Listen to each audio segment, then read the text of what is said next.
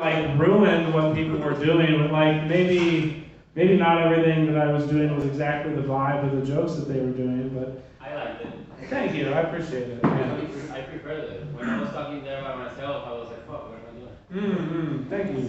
Yeah, I mean, the idea is like, hopefully we all get like kind of worked up into a state, and then I can close it out with some jokes. I'll tell you about why I'm a little bit sad right now. Sure, maybe we'll make something out of this. Well, first off, this morning, all that you guys know, the Austin Marathon is in town, right? They're doing their shit. Yeah, people from HR and legal departments across the country have decided to have a fake achievement, just a prolonged jogging exercise.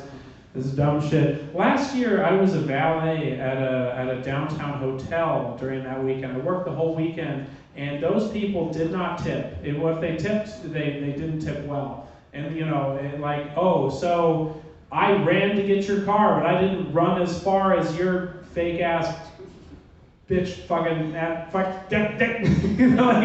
you asshole. Yeah, I didn't run 26.2 miles, but I'll guarantee you one thing, I ran faster to go get your car than you ran at any point of your dumbass race that you finished 956th in. We don't want you, Austin Marathon people in the city. We don't need you. You guys can just buy a treadmill, stay at home.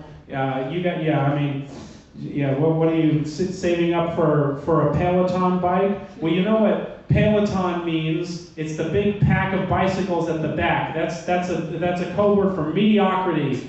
You assholes.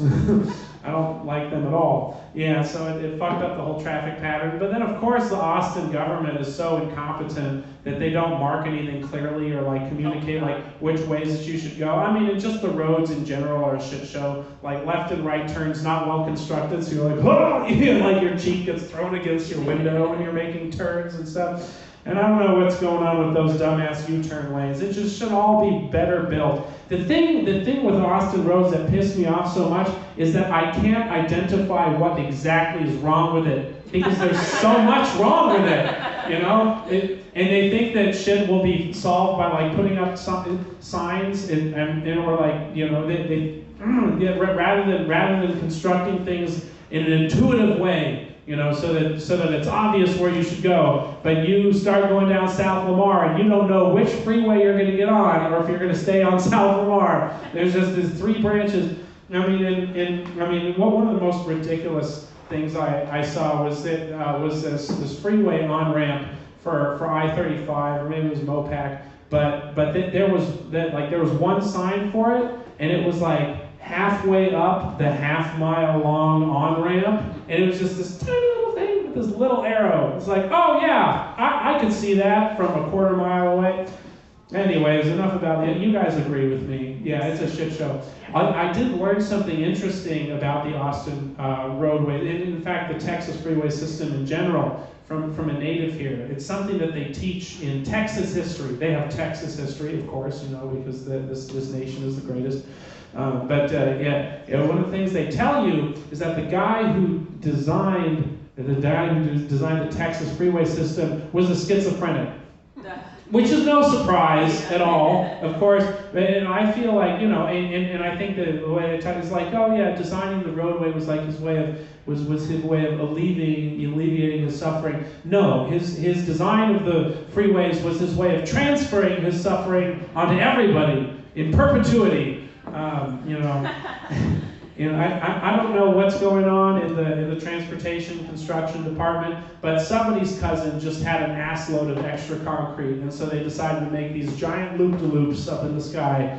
It doesn't matter. Yeah, it's like the Schlitter Autobahn, if you know about Schlitterbahn. Yeah, it's a water park. That's okay. It was just okay. Enough about that. Cool. We've squeezed all the juice out of that. So that's why I was angry today. Now I'm sad because I got a text message from somebody who will I be able to talk? I'm gonna put 5 on it. I don't know. I sent a text message from somebody who on Tuesday sort of was talking. I thought that she was fuck. No, this is the best. Take a breath. I sort of thought maybe she was interested in me, and we've been hanging out most evenings. But I just got this text message in the middle of the open mic, just the happiest time of my life, anyways, because it was good, because everybody stayed. You know, I don't know if you guys noticed, everybody who was here at the beginning stayed through the whole thing. And I didn't read all of it. I just sort of like pulled down on the text, right? So like, okay, get briefed on like each of the individual messages, and then there was like also just to let you know, I like being friends, but and I'm like, okay, I know what the rest of that says, which is okay. It's fine, honestly, because okay. Have you ever been in a friendship with somebody where they're also like kind of affectionate with you, and you're also very starved for physical affection, but that makes you feel. It should just make you feel good and happy and satisfied with these, but it also makes you feel hopeful, even though you know on the inside that there isn't really much chemistry between the two of you, but you're just like, it's a person that doesn't make sense. It doesn't make a lot of sense. It probably makes enough sense. Okay, I'll work on it, of course. Just work on oneself. That's all right. So that's that reminds me. No, I don't want to talk about that. Let's see. Substitute teaching has been going well. I had a gig emceeing the elementary school lunchroom earlier this week. It was actually pretty fun. I was asked by the principal, who's also a substitute teacher. Right? They're just pinch hitting in principal. They don't have enough people at all in any capacity. She asked me if I wouldn't mind using the microphone to call out, like, Miss Wolf's class, it's time to throw away your trash and line up by the stairs. You're about to go to recess. Miss Wolf's class, raise your hand if you're in her class. And so I started doing like little raps and songs for each of the teacher.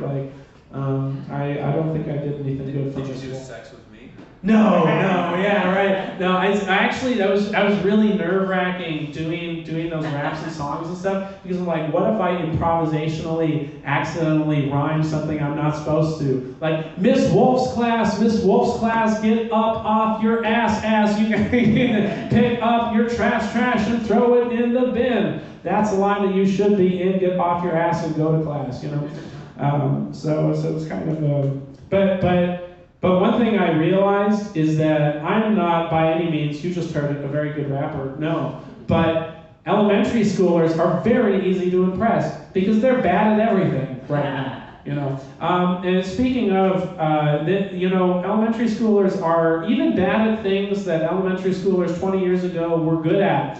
I was teaching PE earlier this week, and there's this wall where all the kids put up like one of their goals for the year. And I was reading through them, and I was like sort of chuckling to myself, but then I realized that there was zero improvement both in the quality of the handwriting and spelling between 1st and 5th grade.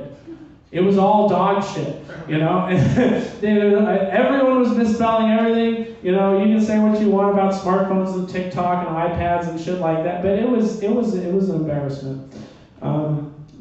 There's a lot more ground to cover there, I think, but I don't really know what. Yeah, okay. Got them kids. Hello. Yeah, good.